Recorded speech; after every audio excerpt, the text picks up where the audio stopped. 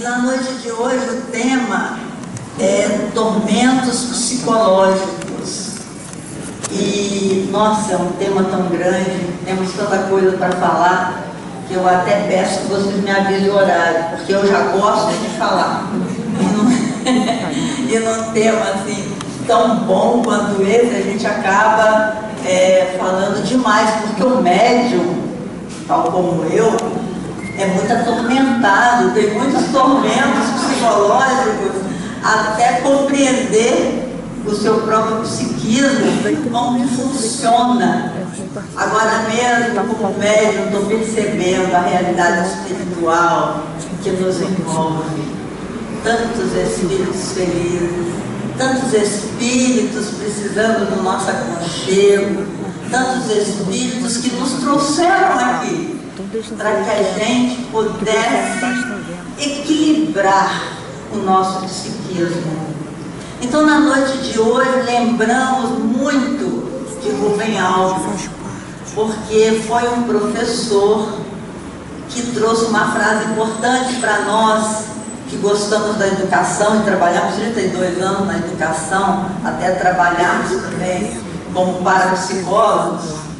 Rubem Alves diz: educar é ensinar a pensar. E como é importante nós termos o domínio sobre os nossos pensamentos para que sejamos menos atormentados. Deixa assim. Quando o mestre nos recomendou vigiai e orai, ele nos ensinou um caminho da gente trabalhar esse nosso pensamento. Porque o pensamento, diz os orientais, o nosso pensamento no Ocidente é igual um macaquinho louco pulando de árvore, de galho em galho, né? Eles chamam o nosso pensamento de macaquinho louco, porque a gente fica puxando um pensamento, puxa o outro, e quando o pensamento, diz Emmanuel, teima em se fixar, Emmanuel diz: examine esse pensamento, porque você pode estar sendo induzido por irmãos que lhe foram comparsas em vidas anteriores, e pode estar te induzindo, buscando aí no seu psiquismo coisas que você já fez no passado e que não tiveram um resultado muito bom para o seu crescimento espiritual, não é assim? Então nós temos que exercer mesmo uma vigilância intensa nos nossos pensamentos. E uma forma muito boa, meus irmãos, é a leitura, né? Eu estou vendo aqui na parede, adorei essa decoração, porque eu fico vendo quantos livros nós temos à nossa disposição para que o nosso pensamento possa se conectar com a dimensão melhor da vida. Pode sair de dentro daquele homem velho, como diz Paulo de Tarso. Mas sem devagar, vamos lá falar de Rubem Alves. Ele traz uma história que é uma metáfora que vai nos ajudar muito na reflexão da noite de hoje. Rubem Alves nos conta que uma menina tinha um pássaro encantado. Tinha um pássaro encantado numa gaiola na sua casa. E esse pássaro, todas as manhãs, ela abria a porta da gaiola e o pássaro saía voando. E ele, quando ia no Polo Norte, por exemplo, cada região que ele ia, ele trazia nas suas plumas as cores da região por onde ele houvera passado. Então, se ele fosse ao Polo Norte, ele vinha com as suas plumas todas brancas, azuladas, com alguns tons de azuis diferentes e cinza. Se ele ia para uma região desértica, ele trazia suas plumas amareladas, alaranjadas, com marrons intensos. Se ele ia para uma região primaveril, as suas plumas refletiam as cores de muitas flores e do verde. Era um pássaro muito encantado. E a menina, sempre que o pássaro voltava, a menina conversava com ele, e ele lhe contava então por onde andara e o que aprendera naquele seu voo, na sua ida e vinda. Mas um certo dia, a menina começou a dizer para o seu pássaro: eu queria tanto ir com você, eu sinto tanta saudade sua. E ele disse: mas minha menina, você me conte as suas aventuras aqui, por onde você anda, a gente troca essas experiências. Mas a menina ficou tão enciumada, tão triste com a ida do seu pássaro todas as manhãs, que ela trancou a gaiola. E o pássaro foi perdendo a cor, foi ficando acinzentado, e um belo dia ele falou: olha, se você me manter assim preso, eu vou acabar falecendo, eu vou acabar morrendo. E essa história que Rubem Alves conta, ela é tão metafórica, porque o pássaro representa o nosso pensamento. O nosso pensamento pode voar para regiões, para quaisquer regiões que nós queiramos. Quando eu vim aqui para Búzios, eu dei carona para um menininho, filho de um amigo meu. O menino tem 11 anos, o Pedro. E ele, no meio do caminho, a cada 10 minutos ele perguntava assim: já chegou? Eu falei: não, Pedro, ainda falta um pouquinho. Aí passava 10 minutos, ele disse: mas já chegou? Aí eu falei: olha, vamos brincar de contar coisas um para o outro, porque eu tenho um sobrinho, eu contando para ele, eu tenho um sobrinho que diz que conversa com os ETs, que os amigos, o amigo invisível dele é um ET. Aí ele disse assim para mim: ah, mas eu também tenho um amigo invisível. Eu falei: pois é, então nós temos muitas coisas em comuns, porque o meu sobrinho tem os ETs, eu tenho os ECs. Aí ele falou assim: ECs? Eu falei: os extracorpóreos. Ele tem os ETs, eu tenho os ECs. E você, quem são os seus amigos invisíveis? Aí ele disse assim: eu tenho 3 amigos invisíveis. Um se chama John Kennedy, o outro se chama George Washington, olha só, e o terceiro amigo chama Abraham Lincoln. Eu falei: puxa, mas quantos amigos importantes você tem? Ele falou assim: esses amigos meus, eles me ensinam a falar inglês, porque ele estuda numa escola inglesa. O pai dele trabalha em Los Angeles e ele precisa aprender o inglês. Aí ele disse para mim: pois é, os meus amigos me ensinam a falar inglês. Aí ele cantou músicas que ele compôs em inglês com 11 anos de idade. E eu pensando, que coisa maravilhosa, meus irmãos. No meu tempo, quando eu falava com meus ECs, a minha mãe me levou no psiquiatra. Eu falei: essa menina tem um problema muito sério, porque ela vê gente, ela vê espírito, ela conversa com eles, e realmente eu vivia atormentada, porque a minha mãe não aceitava essa ideia. Ela era católica, embora meu pai fosse espírita, ela era católica. E antigamente os pais trabalhavam muito fora de casa, a educação ficava totalmente por conta da mãe. E a minha mãe falava assim comigo: minha filha, é tudo imaginação sua, minha filha, você não vê nada, que bobagem é essa? Aí eu ri da nossa trajetória, eu e a minha mãe, até ela admitir que eu estava mesmo conversando com os seres desencarnados, não era por imaginação.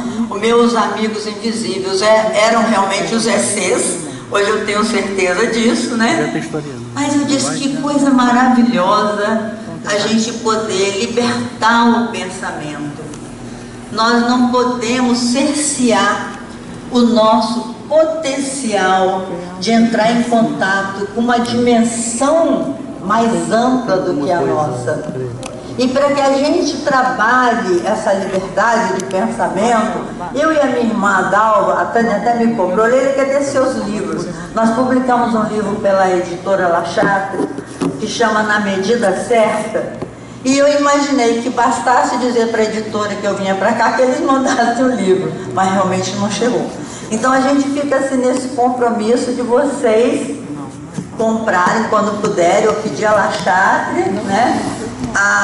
O livro Na Medida Certa, onde nós propomos como trabalhar a criatividade das crianças, a imaginação e a fantasia.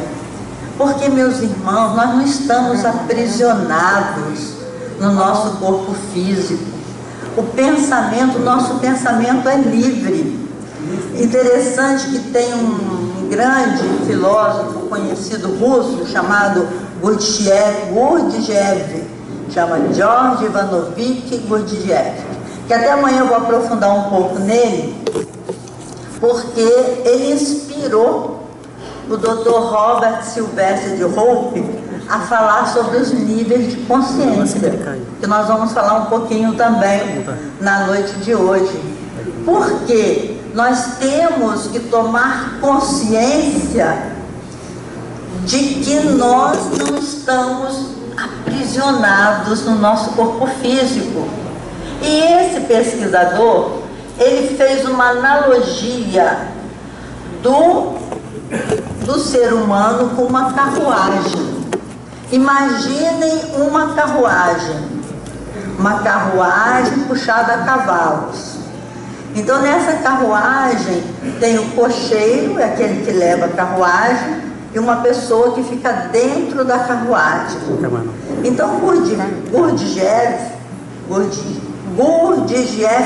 acho que a pronúncia é isso, né? Gurdjieff, esse pesquisador, ele diz que os cavalos são os sentimentos, o cocheiro é a mente, a carruagem é o corpo. Olha a analogia.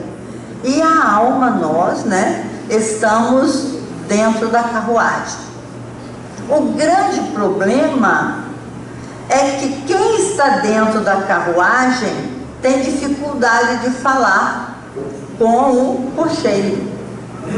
O cocheiro é a mente, aquele que dirige os sentimentos, que é o cavalo. Olha que analogia interessante que ele faz para mostrar que nós andamos muito desassociados do nosso próprio potencial mental.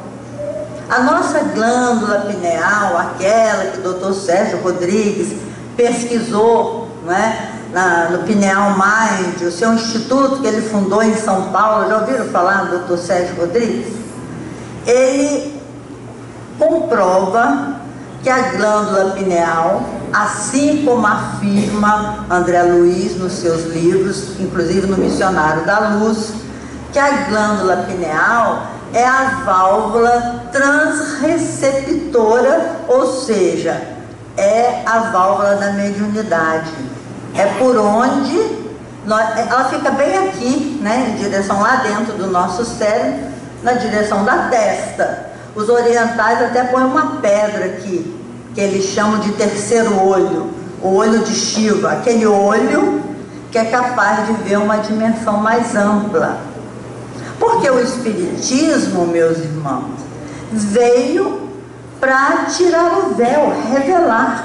É uma revelação porque revela essa dimensão espiritual.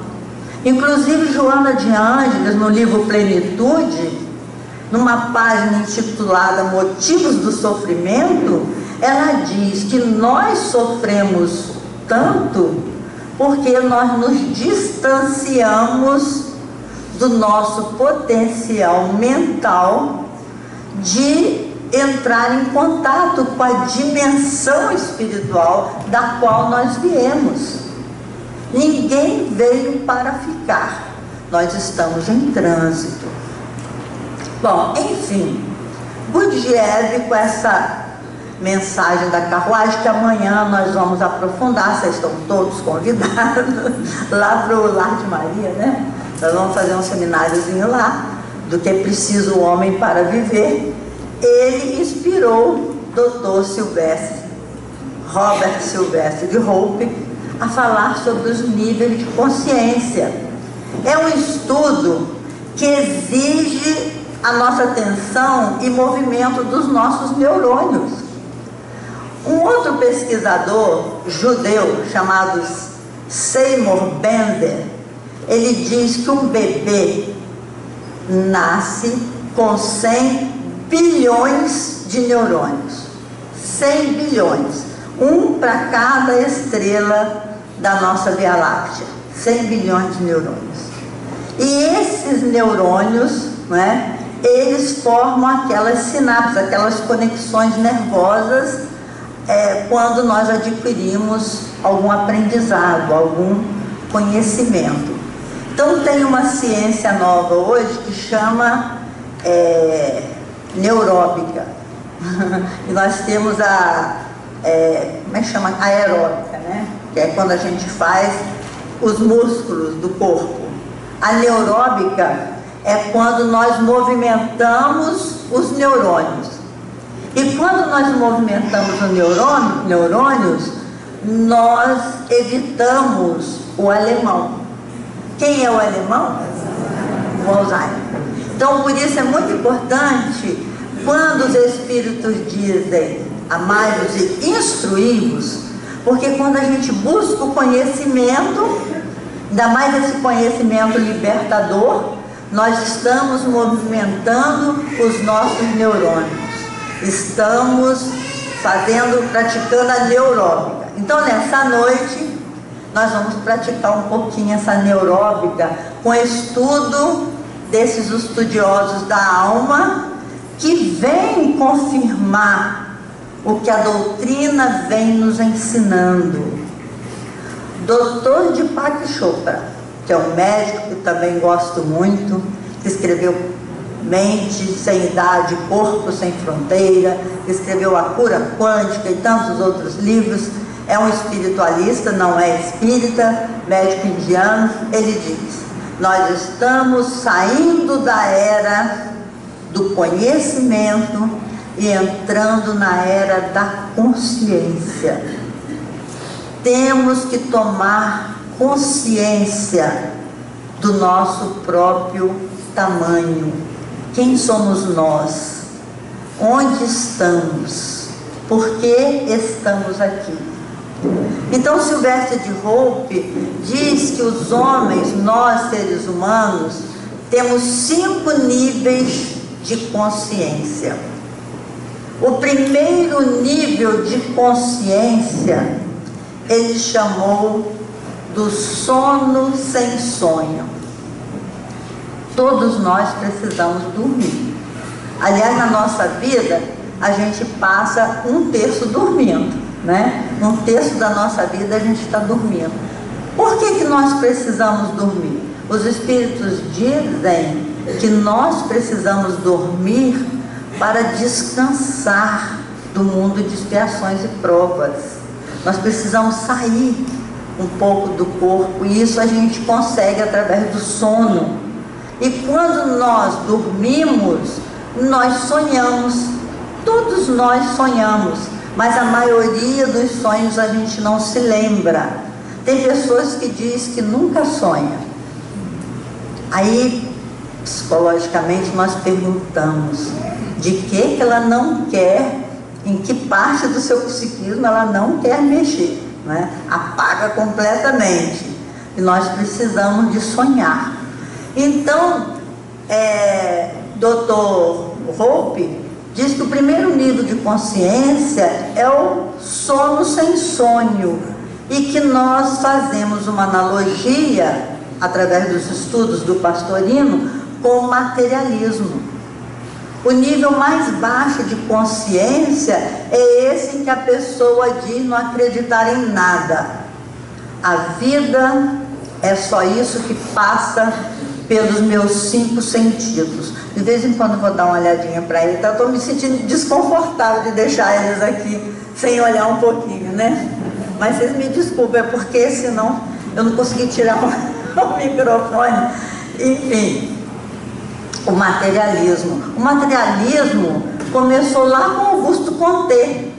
Quem gosta de estudar filosofia sabe que em 1859 criou-se o positivismo.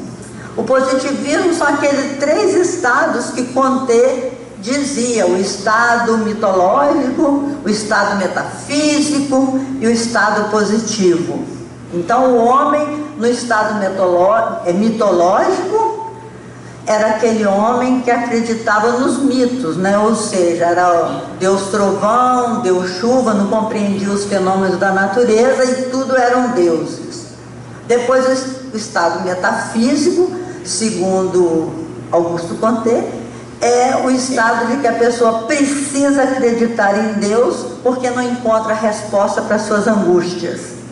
E o terceiro estado era o estado positivo, ou seja, o cara se tornou um racional. Ele realmente raciocinou e diz que não precisa mais de Deus, porque Darwin, na mesma época, provou que o homem veio do macaco, que, aliás, 99,6% nós somos exatamente iguais aos símios, não é? Biologicamente falando. Então, o homem não precisaria mais de Deus. E naquele momento, lá na antiga Paris, os intelectuais colocaram uma prostituta no andor, colocaram no ombro, foram caminharam toda a Champs-Élysées, foram até a Notre-Dame de Paris e decretaram a morte de Deus. Por isso o espiritismo, com aquela invasão organizada de espíritos, precisava agir muito urgentemente para combater essa ideia terrível, porque o materialismo tem consequências gravíssimas, e uma delas é a depressão. Hoje nós estamos vivendo a materialidade. Por mais que a gente se diga religioso, nós temos sido extremamente materialistas, porque nós buscamos só os valores materiais. Nós conduzimos a educação dos nossos filhos para a conquista de bens materiais. E hoje é muito comum a gente perceber as pessoas, quando estão tristes, elas saem para comprar, né? Eu vou comprar liquidações. Eu não estou precisando de nada, mas eu vou comprar. Porque no que você adquire coisas, você se sente com poder, você se sente de uma certa maneira apreciada, aplaudida. Então nós estamos vivendo uma época de muita depressão. A depressão começa com uma simples nostalgia, que a gente fica assim: no meu tempo não era assim. Falei, gente, tira essa frase, porque o tempo já passou realmente, o tempo não volta atrás. Para que viver essa nostalgia? A vida daqui para frente. Mas nós temos que nos organizar para buscar os valores que nos libertam. Joana de Ângeles, também nesse livro Plenitude, ela diz: tu te tornas possuído pelos bens que pensas possuir. Porque nós não somos donos de nada, mas a gente acha que é. A gente fala: meu marido, meus filhos. Agora mesmo eu estava lá em Busa, minha amiga estava lá na praia com a gente, ela estava dizendo: ai, Leila, não me conformo do meu filho sair de casa. Eu falei: meu Deus, o meu já voaram tudo. A gente não é dono dos filhos, nós não somos donos dos nossos filhos, não somos donos do marido, meu filho, minha casa, meu carro, nada nos pertence. Mas por que nós pensamos que nos pertence? Porque nós fomos educadas com este equívoco. É o materialismo, é aquela nostalgia, aquela saudade que a gente tem de um tempo que podia dominar mais, né? A nostalgia caminha para a melancolia. Kardec, ele dedica um capítulo sobre a melancolia. A melancolia também nos leva a depressão, aquela ideia fixa de que não valemos nada, que somos pior que todo mundo. Tem uma amiga nossa, quando ela entra em depressão, ela diz assim, que a ideia que vem no seu pensamento é assim: ninguém me ama, as pessoas só me suportam. Eu falei, mas você não pensa em Deus, que Deus te ama, não é? Ah, Deus está muito longe, Deus não se incomoda com a gente. Olha o materialismo como tem a sua força. A gente, quando está desesperado, não sabe nem rezar, não é? Quando a gente vê que alguma coisa vai nos machucar, a gente não sabe nem rezar. Esse é o primeiro nível de consciência. O segundo nível de consciência, Dr. Hope chamou o sono com sonhos. Então, nesse nível de consciência, que nós fazemos uma analogia, um movimento de ideias que também existia na época de Allan Kardec, chamado existencialismo. Nesse nível de consciência, você começa a questionar a diferença entre viver e existir. Essa dúvida foi levantada por Paul Jasper e também por Jean-Paul Sartre, um pensador francês. Jean-Paul Sartre escreveu na época uma peça chamada As Moscas, uma peça muito interessante, em que ele colocava o diálogo de um encarnado com seu Deus, que ele chamou de Orestes e Zeus. Então Orestes dizia assim para Zeus: ainda que o Senhor envie sobre mim todos os tsunamis, os tormentos, as pestes, as doenças, as dores, os aleijões, ainda que o Senhor faça da minha vida um inferno, não poderá fazer com que eu mude meu pensamento a respeito de ti. Claro que não são com essas palavras, eu estou dramatizando aqui. Aí Zeus diz para Orestes: ó seu verme imprudente, então não sabes que fui eu que te criei? Aí Orestes responde: claro que sei que foste tu que me criastes, mas cometestes um erro, fizeste-me livre. Olha, o pensamento do existencialismo era que nós fomos feitos livres, porém imperfeitos, ou seja, sem desenvolver a inteligência, e por isso errávamos, e quando errávamos, éramos punidos. Ou seja, o erro nos leva à dor, com toda certeza, não é? A dor não foi criada por Deus, a dor é resultado das nossas escolhas. E nós escolhemos errado porque Deus nos fez imperfeitos. Ora, por que Deus então não nos fez perfeitos? E o Espiritismo, meus irmãos, depois nós vamos ver no final, que responde todas essas questões, mas essa era uma dúvida do existencialismo, mas já era um nível de consciência um pouquinho melhor do que o materialismo, porque no materialismo eu vou viver minha vida aqui, depois eu vou virar nada. De que me adianta progredir se eu vou virar nada, não é? O existencialismo já levantou a dúvida.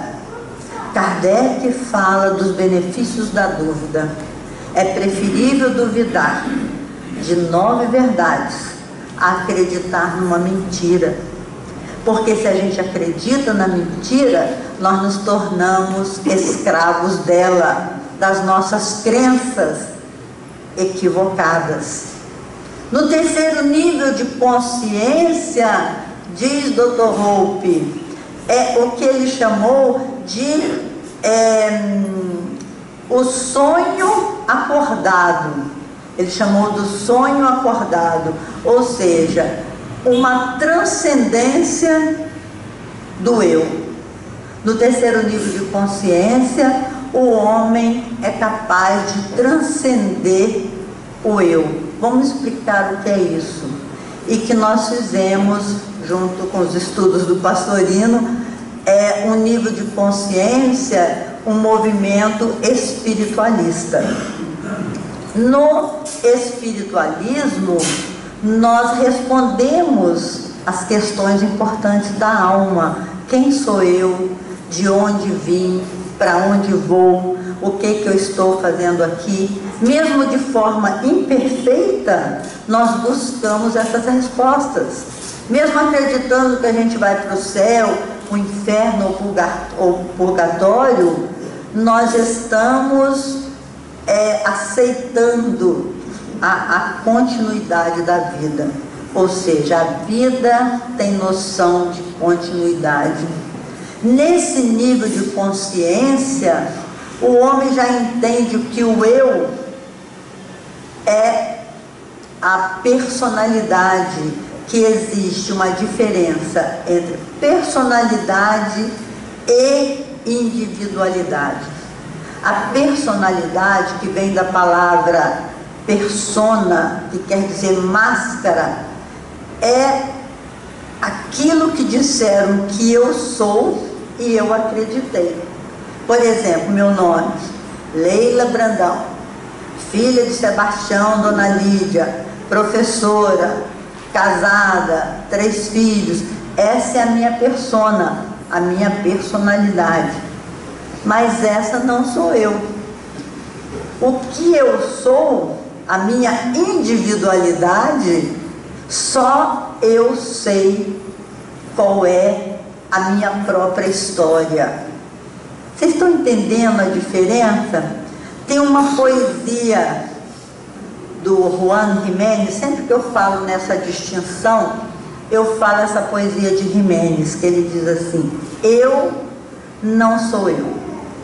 Eu sou alguém que caminha ao meu lado, que permanece em silêncio quando eu estou falando, que perdoa e esquece quando eu estou irado, esbravejando, que segue sereno quando eu estou aflito e sofrendo, mas que estará de pé quando eu estiver morrendo. Eu não sou eu.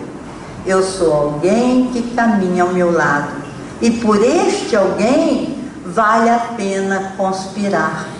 Então a individualidade é a alma imortal. A personalidade são as múltiplas existências que nós temos. Então a individualidade ainda não está pronta. Nós estamos nos construindo. No livro de Humberto de Campos, Contos desta e de Outras Vidas, você deve falar se essa mulher tem uma memória incrível, né? Mas é porque à medida que eu vou falando, os espíritos vão soprando. É tudo cola. Claro que eu preparei. Mas esse aqui, por exemplo, ele me soprou lembrando que existe esse conto nesse livro. Diz que um filósofo na Terra queria de toda maneira perguntar a Sócrates, da frase "conheça-te a ti mesmo", o que ele diria para a humanidade do século XX, que na época do conto era século XX. Mas nós podemos perguntar a Sócrates o que ele diria hoje para a humanidade do século XXI.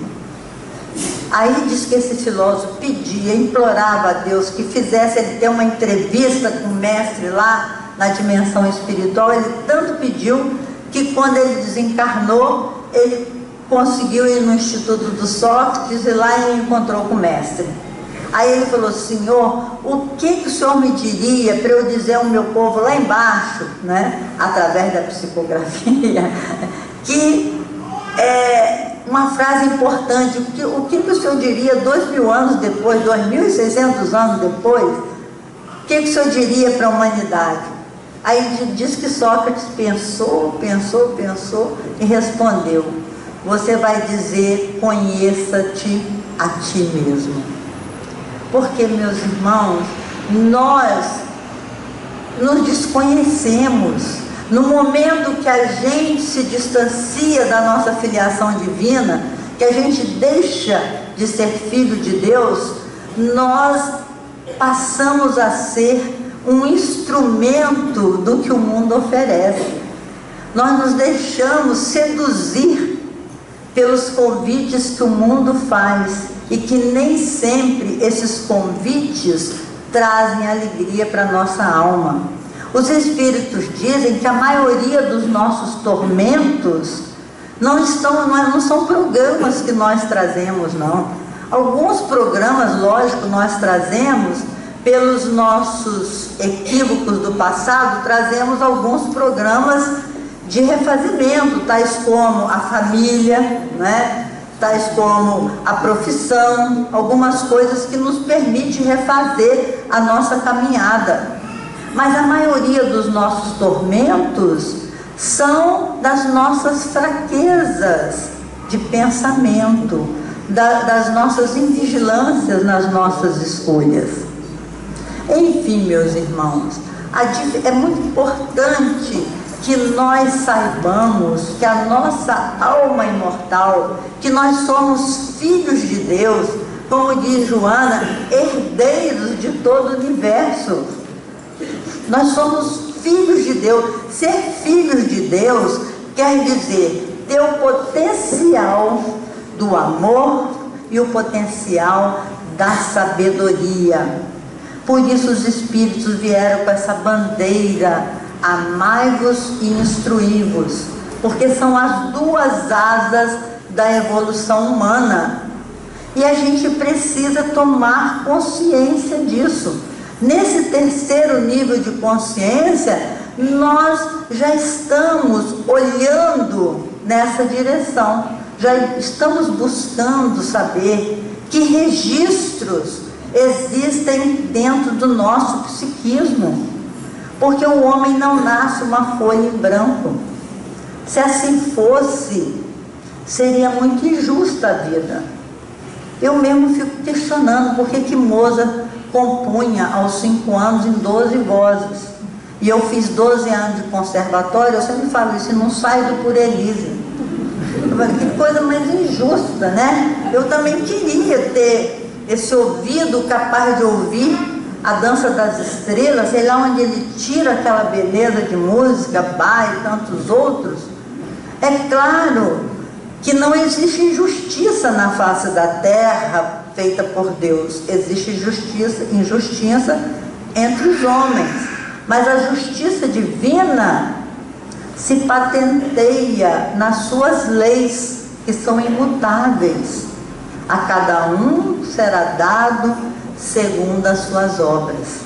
Então esse nível de consciência espiritualista já é um nível de consciência mais avançado do que o existencialismo, mais avançado do que o materialismo. E tem o quarto nível de consciência, que Dr. Hope chamou de consciência cósmica. Olha que bonito esses estudiosos, né? Eles trazem assim pedagogicamente para a gente uma forma da gente se situar. Então ele diz, na consciência cósmica, hoje o mundo chama de holismo. Essa consciência de que tudo está em tudo. Todas as nossas ações têm consequência. Os nossos atos influenciam nos atos dos nossos irmãos, assim como os atos dele influenciam nos nossos atos. Toda ideia gera um campo de força psíquica ao nosso redor que tem seguidores. Então o nosso pensamento tem uma força tão grande porque nós não estamos afastados uns dos outros como a gente pensa. Nós estamos nos influenciando mutuamente, estamos todos interligados, como se nós estivéssemos numa teia. E aí tem um pesquisador que a gente vai até falar dele amanhã também, chamado Stanislav Grof, que pesquisou sobre esses registros holotrópicos que ele chamou.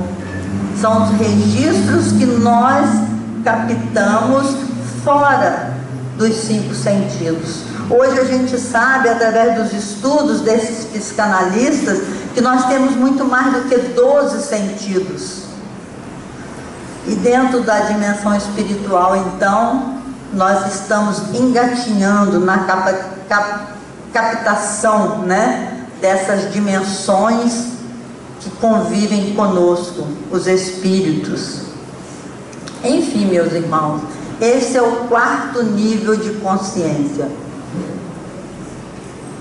No 5º nível de consciência é a consciência espiritual. A consciência de que nós somos espíritos. A consciência de que nós não vamos morrer nunca. Esse é um nível de consciência avançado. E é um nível de consciência que nós estamos correndo atrás para adquirir. Que ao mesmo tempo que a gente se diz espírita, nós temos medo dos espíritos. Olha que coisa interessante, né? Você fala assim: ai meu Deus, meu pai morreu, eu gosto tanto dele, mas ele lá e eu aqui, até bate na mesa. Ai, não quero ver, Leila, não quero ver. Assim, tenho medo. E realmente a gente tem medo. A primeira vez que eu vi um espírito, o meu cabelo parecia que ficou assim, ó. Levei um susto, tive tanto medo. Mas por que nós temos medo de nós mesmos? Nós somos alma imortal. Essa é uma consciência muito avançada. É a consciência que Jesus veio nos ensinar. Jesus veio à Terra, ele morreu, se deixou apanhar, não é? Porque ele não precisava passar por aquilo tudo, mas se ele não passasse pela morte física e depois não reaparecesse e ficasse 40 dias com seus discípulos comprovando a dimensão espiritual, como que nós iríamos ter essa certeza da dimensão espiritual se nós temos tanto medo da dimensão espiritual? Imagina se hoje, século 21, nós ainda temos medo da dimensão espiritual. Imagina aquela época, né? E nós fizemos caça às bruxas.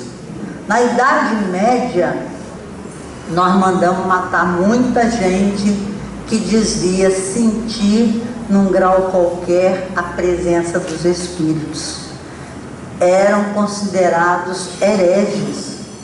Hermínio Miranda, no seu livro Os Cátaros e a Heresia Católica, quando nós falamos isso, não é porque nós estejamos condenando a religião católica, não é isso.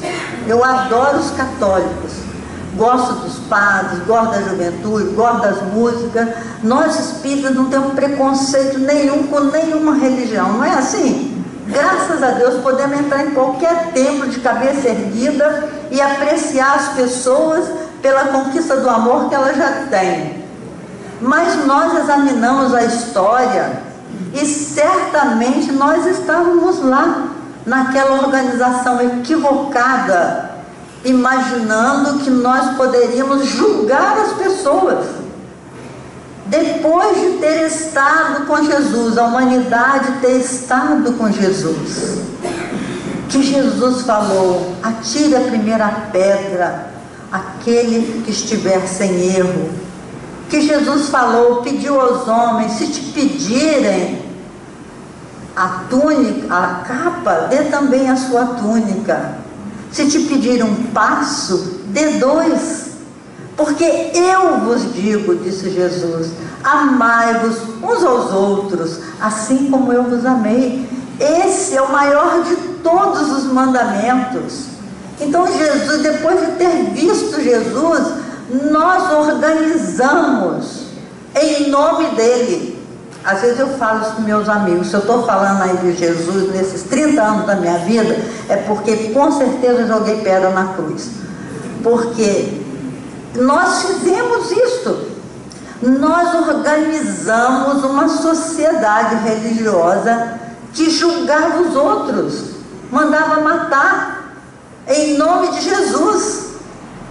Olha, meus irmãos, quando eu estive em Praga, na cidade de Praga, e que cheguei no centro daquela cidade, naquela praça assim linda, que eu olho para cima e vejo aquela estátua enorme, assim, uma estátua enorme.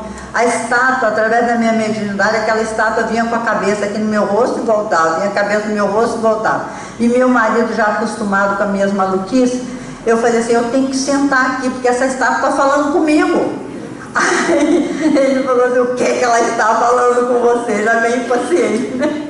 Eu falei assim, ela está dizendo para eu saber quem é ela, né? Porque eu fui visitar Praga sem nem saber o que eu ia ver lá, porque nós fomos, porque o meu filho, que morava na Alemanha na época, estudando, emprestou um carro para a gente ir lá. Então nós fomos sem planejar nada.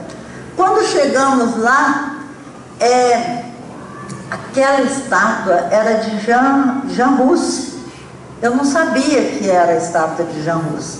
E aí eu já houvera lido que Jean Hus, na antiga Boêmia, foi professor universitário, e ele foi queimado vivo naquela praça, porque foi contra aquela organização perversa da Santa Inquisição, que mandava matar as pessoas por diversos motivos, mas consideradas hereges. Como ele era professor universitário, né? E na Inglaterra ele se comunicava com John Wycliffe, que era outro que defendia aquela história entre os jovens universitários, que aquela história de infalibilidade papal não era honesta, né? Ele foi queimado em praça pública. Depois dele foi queimado também Jerônimo de Praga, que era guia espiritual de Leon Denis. E Jerônimo de Praga, tem, na história dele, que é muito linda, tem uma célebre frase, que quando ele está lá sendo queimado, e as pessoas levavam um graveto para aumentar a fogueira, né? As pessoas iam, levavam, e foi uma velhinha toda trôpega, com um gravetinho desse tamanhozinho, mas ela foi lá e botou um graveto, porque a igreja da época dizia que quem aumentasse o fogo na queima dos hereges tinha benesses no céu. Então, coitadinha, ela foi lá para botar o gravetinho dela.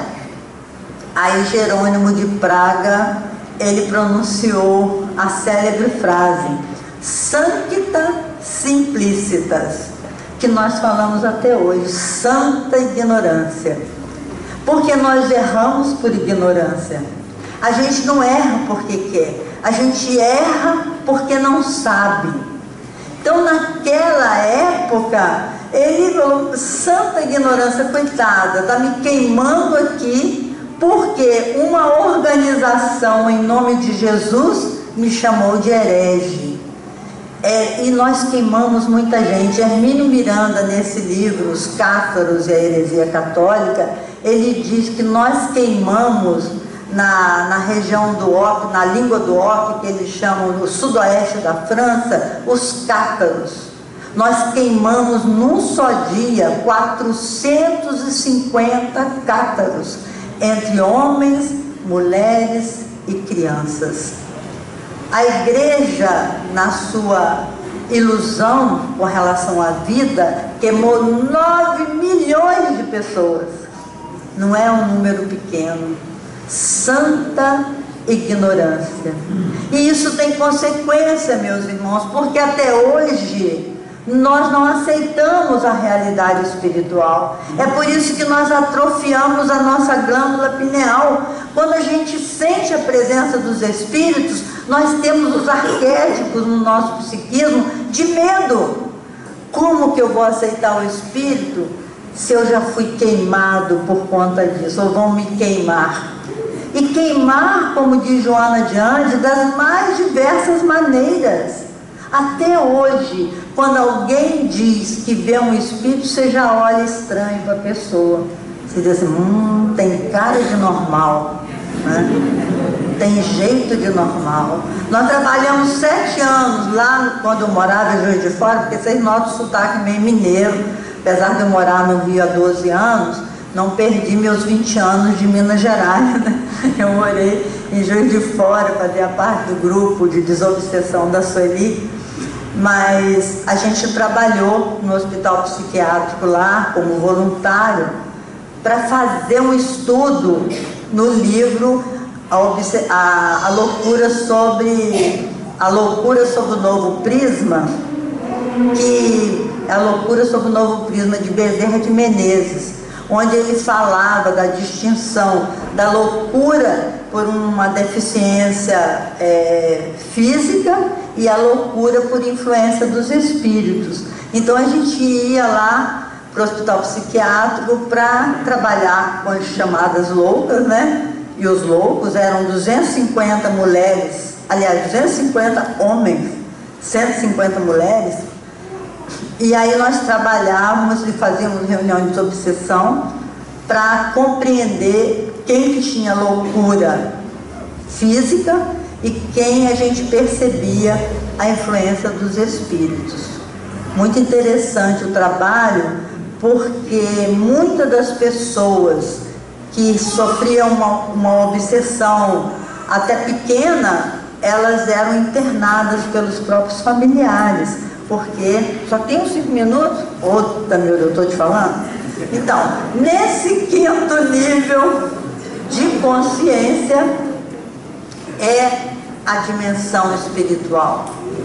Temos que buscar, através de um programa de metas, a dimensão espiritual dentro de nós mesmos, buscar a luz que vem de dentro. Me lembro que Van Gogh, quando mudou da Holanda para Paris, ele mudou em busca da luz.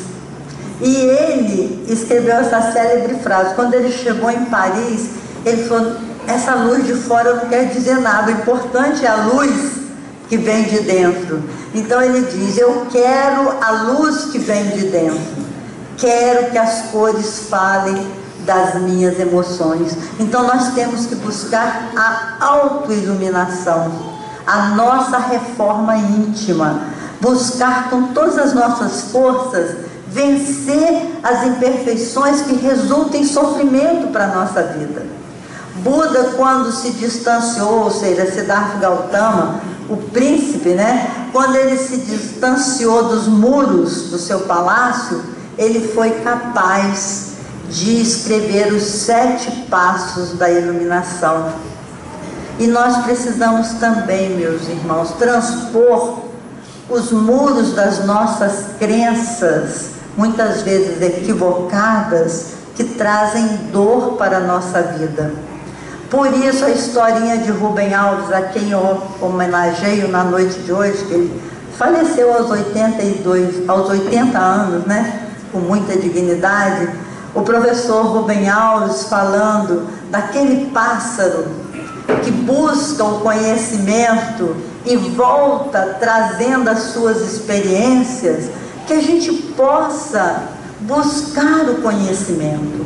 Temos todos esses livros à nossa disposição, mas não basta só ler, é preciso ler e meditar a respeito do conhecimento. Então, o projeto do estudo sistematizado é um projeto revolucionário para a nossa alma, porque quando você estuda em conjunto, você troca experiências. Como é que você pensou isso? Como é que você viu isso? E aí nós vamos crescendo em conjunto.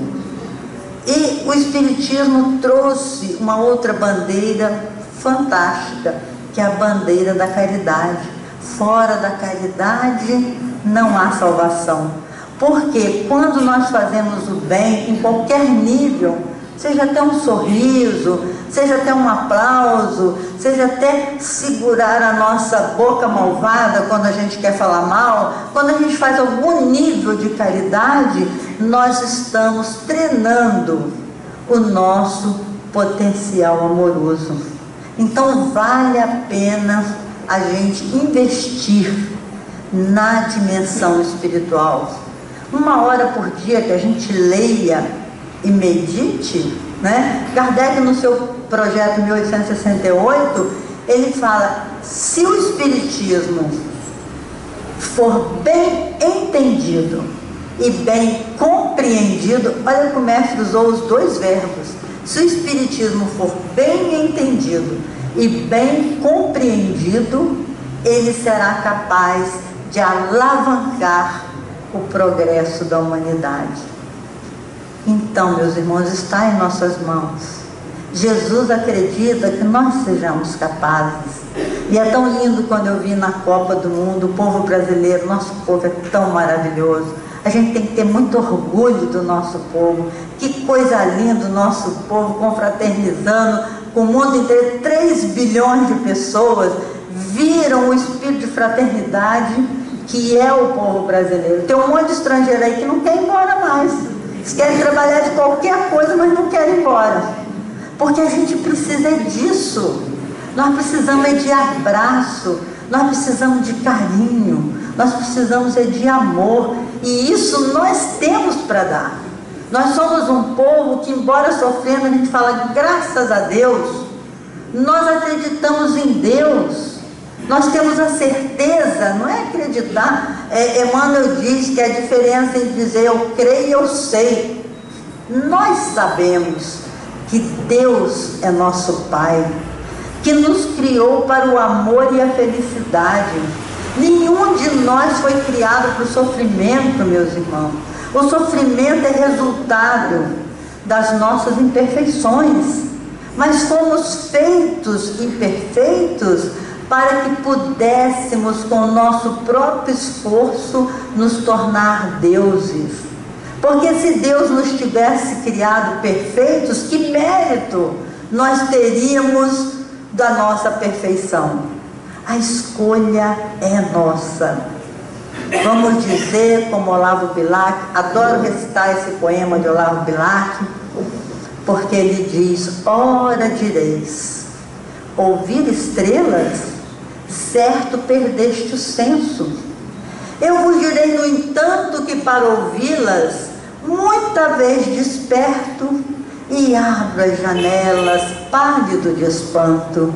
E conversamos toda a noite, enquanto a Via Láctea, como um palho aberto, cintila. E ao vir o sol, saudoso em pranto, ainda as procuro pelo céu deserto. Direis então, deslocado amigo, o que conversas com elas? Que sentido tem o que dizem quando estão contigo? E eu vos direi: amai para entendê-las, pois só quem ama pode ter ouvidos, capaz de ouvir e de entender estrelas. Que Jesus nos abençoe, meus irmãos. Não se sintam loucos quando ouvirem a voz dos Espíritos iluminando o seu dia. Ligue na TV Nova Luz, do qual nós fazemos parte, na Web TV, www.tvnovaluz.com, para vocês verem o esforço que nós, irmãos espíritas, estamos fazendo para divulgar Jesus na visão espírita aos corações do nosso povo, para que realmente construamos um mundo de regeneração que os Espíritos dizem que nós somos capazes de realizar. Muito obrigado e que Jesus nos abençoe.